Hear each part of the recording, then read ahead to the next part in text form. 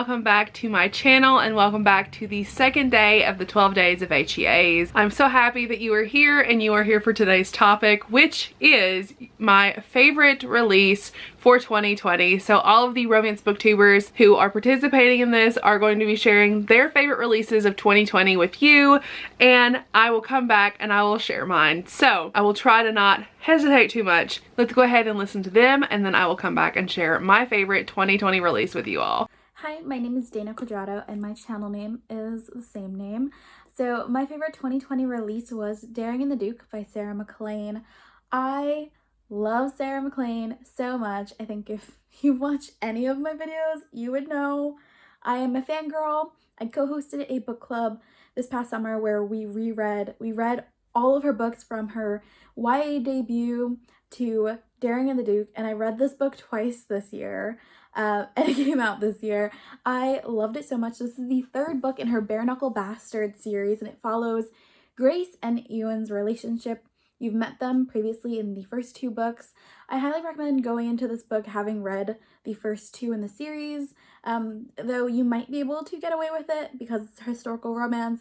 Just reading this one. Grace is the owner of a brothel and has her own girl gang, and she is a badass. And Ewan, who was the antagonist in the first two books, is her first love, and they have not talked in a very, very long time. And the book starts off with them being reunited for the first time in like a decade, and then follows through as Ewan has decided that he is going to make himself the perfect man for her and try again being there and being better for her. And this is the grovel novel to end all grovels. He knows he's fucked up and he's ready to be a better man, and he wants to deserve her. Sarah MacLean burns down the patriarchy with this book and just showcases the feminist ideals that I love so much about her books. I loved the just ending of such a fantastic trilogy. While book two is still my favorite, I think this was just everything I wanted, and there were so many fun appearances from other characters. I love how this sets up her next Victorian series. I can't recommend this enough, and I hope you love it just as much as I have. Hi everyone, it's Nicole from Who Picked This Book, and I'm really excited to do this collaboration with Tamika. She's doing the 12 days of HEA. So the theme for today's HEA collaboration is Favorite 2020 Release, and for me that's the Gathering of Dragons series by Milla Vane. The first book is A Heart of Blood and Ashes. The second book is A Touch of Stone and Snow. And there is a prequel novella as well that's a Kindle book, and it's called The Beast of Blackmore. What I really love about these books is that it has everything you could hope for in an epic fantasy. You know, it has that political intrigue, it has, you know, those backstabbing moments, it has the high stakes, epic world building, but then it has a swoon-worthy romance. In this first book, you have the hate to love trope. You also have the alpha male trope, also a marriage of convenience trope. Like, honestly, I feel like this first book, it has it all. So many tropes. And even though the male protagonist is alpha and he is sort of domineering and kind of wants his own way, the female protagonist holds her own very, very well. And she is very smart and plays to her own strengths as well. So they make a very good team when they finally get together and realize that they are stronger fighting together than they ever could, like trying to get in each other's way or butting heads. They are so much stronger together than they ever are apart. And in this book, you have a sort of cinnamon roll hero trope,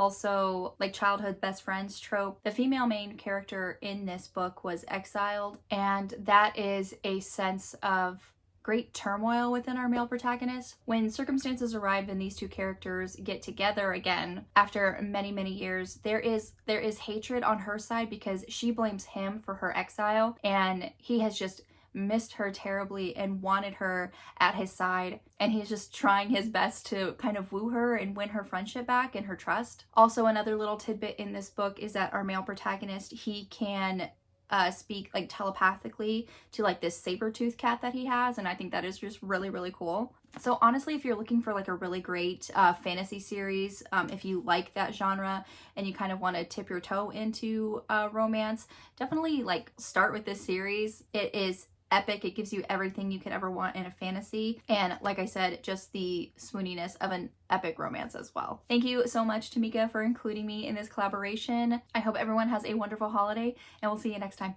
Bye. Hi, my name is Stef from the YouTube channel Novelty Corner. My pick for favourite 2020 release is The Worst Best Man by Mia Sosa. It's an enemies to lovers romantic comedy that begins with Carolina Santos, a wedding planner, being left at the altar of her own wedding. In order to keep her business alive, she has to team up with the brother of her ex-fiancé, Max. The only problem was that Max was the best man at her wedding and the one to convince her ex-fiancé not to go through with the wedding, which obviously causes some tension between the two of them. What follows is a funny, sexy story as Carolina and Max learn to see past their preconceived notions of one another, and they have to learn to work together in order to succeed. They're both very driven people and they want to be the ones to win, and so they do have to find that relationship with one another in order to do that. It was a great contemporary romance with a lot of really fun scenes, including when they have to spend the night at a couples retreat, which was hilarious. I can't wait to see what else everyone recommends and add those books to my future reading list. Hey everyone, it's Megan, or Meowth Vader, and I am here to talk to you about my favorite 2020 release. So, my favorite 2020 release was Blood and Ash by Deborah Wilde.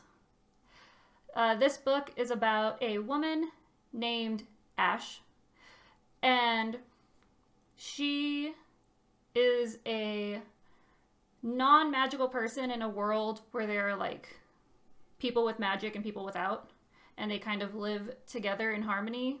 Well, harmony. It's urban fantasy. It takes place in modern day Vancouver, but with the twist of adding magic into it. And she is a private investigator trying to make a living, and then she discovers that maybe she's not so mundane after all. So, I like this book because, one, it takes place in Canada, which is really cool. I don't see a whole lot of books that take place in Canada. Two, the base for the magic and the explanation is from Judaism, which is really cool to me because that's never something I've seen before in like magic lore.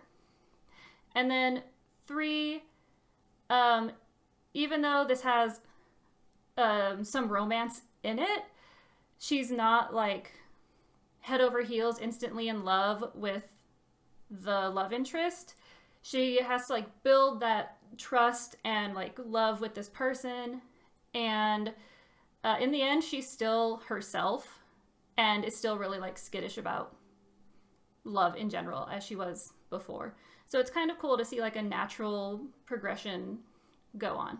That is my pick. Thank you so much.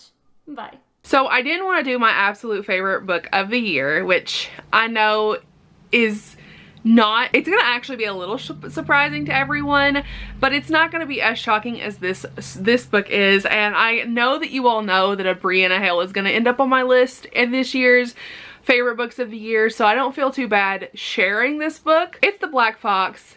I absolutely adore this book. This is a novella. It is only 25,000 words, and this has one of my tropes that I would say I hate and that I would never pick up. And actually, this is a trope that makes me 1 star a book, but somehow Brianna pulled it off. So this does have cheating in this. This is a stepdaughter-stepfather relationship.